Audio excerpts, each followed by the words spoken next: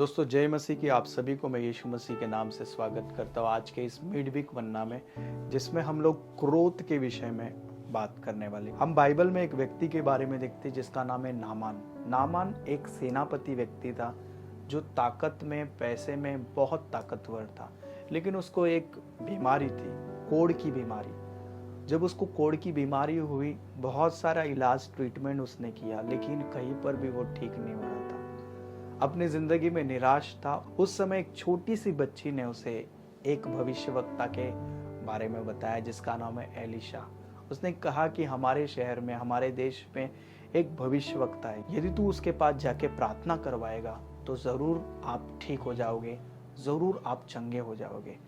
वो उस लड़की पे विश्वास करके एलीशा के पास पहुंचता है। बाइबल बताती है इस प्रकार से, जैसे वो एलीशा के पास पहुंचता है तो एलीशा को ये बात पहले ही पता चल जाता है कि नामान उसके पास प्रार्थना करने को आने वाला है, क्योंकि एलीशा एक प्रॉफिट था, एक भविष्यवक्ता था जो होने वाली बातों को अच्छी रीति से जानता था। जैसे उसे पता चलता है कि नामान उसके घर के निकट आ चुका है और द्वार पे खड़ा है, तो वो अपने सेवक को भेजता है। सेवक जाता है और पूछता है कि क्या आपको काम है, तो वो अपनी सारी समस्या को बता देता है। ये सारी बातों को सुन के सेवक एलीशा के पास जाता है और सारी बातों को कह सुनाता है। एलीशा मैसेज भेजता है कि उसे कहे जाके यरदन नदी में 7 बार डुबकी मारे, और जैसे ही 7वीं बार तू डुबकी मारेगा तेरा शरीर जो का तो हो जाएगा। जैसे तू पहले नॉर्मल था उसी प्रकार से फिर से तेरा शरीर नॉर्मल हो जाएगा।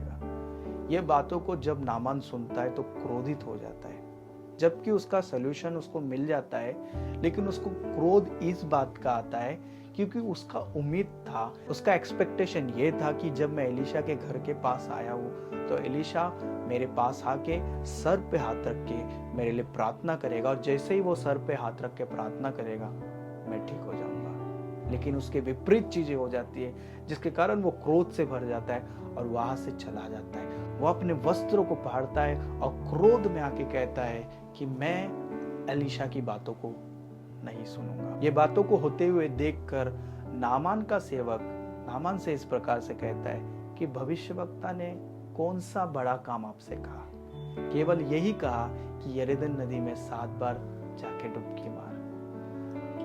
वो उसे कहता है कि एक बार भविष्यवक्ता की बातों को मान ले।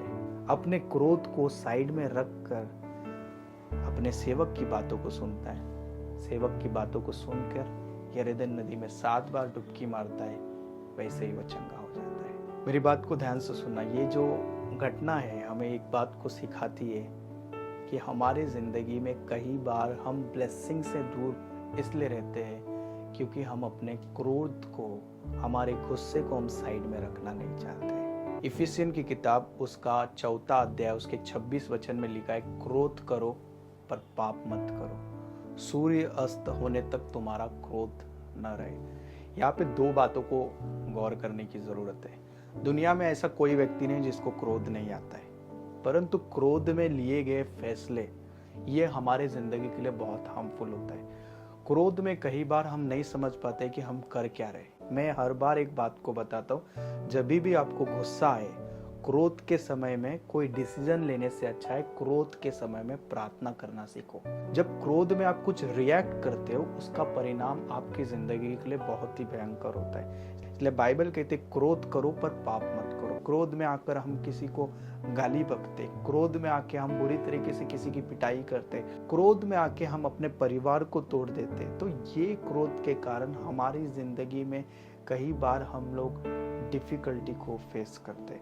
इसलिए बाइबल कहती है क्रोध करो पर पाप मत करो, क्योंकि बाइबल ये अच्छी रीति से जानती है कि क्रोध आना अवश्य है, पर क्रोध में लिए गए गलत फैसले वह हमारे जिंदगी के लिए हार्मफुल होता है। तो ये बहुत जरूरी है कि क्रोध में हम कोई भी प्रकार का फैसला न लें, क्रोध में हम प्रार्थना करें। दूसरा विषय, अगर क्रोध में आकर हमने किसी का दिल दुखाया, क्रोध में आकर हमने किसी को कुछ बुरा भला कहा, क्रोध में आकर हमने कुछ बुरी चीजों को कर दिया, तो तुरंत उस चीजों को सॉल्व कर दे। बाइबल बताती है सूर्य अस्त होने तक तुम्हारा क्रोध न रहे।